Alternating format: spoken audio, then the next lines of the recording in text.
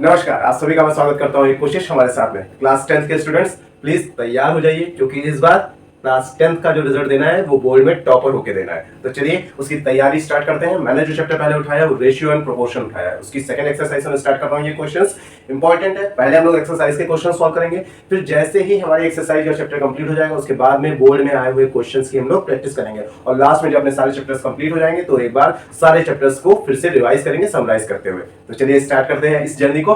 Please आप लोग का सपोर्ट और लाइक्स जरूरी है, तो इसलिए मेरा साथ देते रहिएगा। चलिए स्टार्ट करते हैं। क्वेश्चन है रेशियो एंड प्रोपोर्शन का पहला क्वेश्चन है, find the value of x। Question हमारे पास है 10:35 is equal to x ratio 42। अब हमें x की वैल्यू निकालनी है, तो कैसे सॉल्व करना होगा? ये आप लोगों ने क्लास 7 से पढ़ना स्टार्ट कर दिया होगा रेशियो एंड प्रोपोर्शन। तो इस टाइप के क्वेश्चंस आपको मिले होंगे कि जब इस टाइप का क्वेश्चन मिलता है इसमें रेशियो साइन लगा रहता है, इसका मतलब होता है अपॉन। तो इसको मैं ऐसे लिख सकता हूं 10/35 इज इक्वल टू x/42। ऐसे मैंने लिख दिया। अब इसके बाद मुझे नेक्स्ट स्टेप में क्या करना है? क्रॉस मल्टीप्लिकेशन करना है। तो जब नेक्स्ट स्टेप में मैं जाऊंगा तो 10/35 एज इट इज रह जाएगा। 42 को मैं इधर शिफ्ट करूंगा तो ये मल्टीप्लाई में आ जाएगा क्योंकि यहाँ डिवाइड में था 42। चाहता तो मैं 35 को इधर शिफ्ट कर सकता था बट मुझे वापस इधर ही लाना होता है, तो मैंने शिफ्ट नहीं किया। इज इक्वल टू x लिखा देता हूं मैं।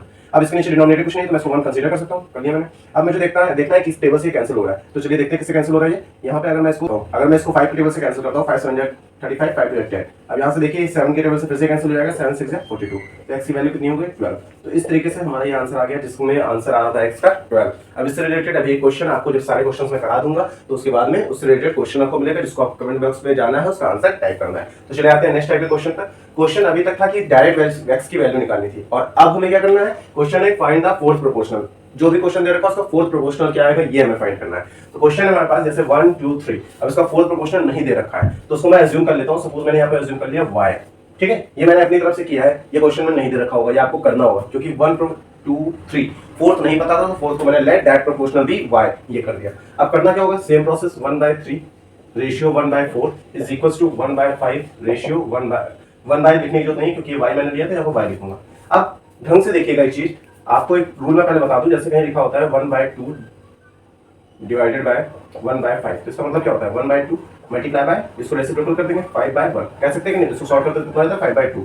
वही प्रोसेस अब यहाँ भी हमको सॉल्व करनी होगी। यहाँ पर 1/3 डिवाइड का साइन हटाया तो कितना हो जाएगा? डिवाइड, और यहाँ पर 1/4 रेशियो का साइन हट के हो गया डिवाइड, हो गया 1/4 इज इक्वल टू 1/5।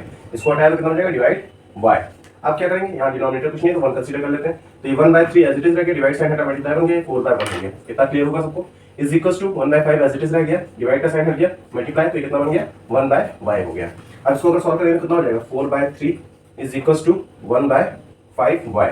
हमें तो y की वैल्यू फाइंड करनी थी, क्या करेंगे? शिफ्टिंग कर देंगे। जब शिफ्टिंग करेंगे तो क्या हो जाएगा? 5 multiply by 4 multiply by y is equal to 3 multiply by 1। अब ये दोनों नंबर से इधर शिफ्ट कर देते हैं, y को अपने पास रोक लेते हैं। तो 3 × 1 3/5 हो जाए 20। ये आंसर हो गया इसका, y की वैल्यू 3/20। आशा करता हूँ ये टाइप का क्वेश्चन भी आपको क्लियर होगा। अभी प्रैक्टिस के लिए मैं क्वेश्चन सिमिलर क्वेश्चंस आपको प्रोवाइड करूंगा, तो परेशान मत होइए, आपकी प्रैक्टिस वहां से हो जाएगी। एक बार बस कॉन्सेप्ट आप समझ लीजिए, क्वेश्चंस अपने आप आप करना सीख जाएंगे। नेक्स्ट आते हैं फाइंड द थर्ड प्रोपोर्शन। अभी तक हमने सिंपल पहले x निकाला, फिर सेकंड क्वेश्चन जो टाइप था उसमें हमने फोर्थ प्रोपोर्शन निकालना सीखा, और अब हम सीखेंगे कि उसका अगर थर्ड प्रोपोर्शन निकालना हो तो क्या करना होता है। इसमें आपको क्या करना होगा? थर्ड प्रोपोर्शन में आपको ध्यान रखना होगा हमेशा आपको दो ही वैल्यूज मिलेंगी, और ऐसे केस में आपको जब थर्ड प्रोपोर्शन निकालना होगा तो आप क्या करेंगे? जैसे 0.24 है और 0.6 है, तो 0.24 को मैं एज इट इज लिख देता हूं, अपॉन में जो सेकंड वैल्यू है उसको लिख दूंगा 0.6, ठीक, इज इक्वल टू मैं कर दूंगा। अब फिर से मैं क्या करूंगा, क्योंकि हमें थर्ड प्रोपोर्शन निकालना है तो मतलब ये रिपीट हुआ होगा, यहाँ कितना हो जाएगा? 0.6, और यहाँ पर मैं इसको y कर देता हूं। ओके, अब हम यहाँ से थर्ड प्रोपोर्शन निकाल सकते हैं। कैसे? क्रॉस मल्टीप्लिकेशन करके। अब y को मैं किसके साथ शिफ्ट कर दूंगा? 0.24 के साथ, और 0.6 मल्टीप्लाई बाय कितना हो जाएगा? 0.6। ये ऐसे ऐसे शिफ्टिंग हो गई। अब नेक्स्ट स्टेप में मैं क्या करूंगा? y को अपने पास रखूंगा, 0.6 मल्टीप्लाई बाय 0.6 अपॉन 0.24 मैं कर दूंगा। अब डेसिमल हटाना है, सबको पता है कैसे हटेगा? इसको हटाए ये 10 हो जाएगा, इसको हटाए ये 10 हो जाएगा, इसको हटाए क्योंकि 2 डिजिट्स थी तो न्यूमरेटर में 100 हो जाएगा। ये 0 से ये 0 कैंसिल, ये 0 से ये 0 कैंसिल, तो मेरे पास वैल्यूज कितनी आ रही है? 36/24। अब इसको कैंसिल करते हैं 6 के टेबल से, 6 6 36, 6 4 24। अभी भी कैंसिल हो रहा है 2 के टेबल से, 2 3 6, 2 2 4। चाहे तो आप इसको डेसिमल में आंसर दे सकते हैं, 1.5 इसका आंसर हो जाएगा। आशा करता हूं आपको ये जो तीनों टाइप मैंने आज बताए हैं वो सारे क्लियर हो होंगे। अब आपका काम ये है कि जो मैं क्वेश्चंस आपको देने जा रहा हूं तुरंत जाइए कमेंट बॉक्स में प्रैक्टिस करिए और देखिए क्या आपका आंसर राइट आ रहा है। जय हिंद, जय भारत।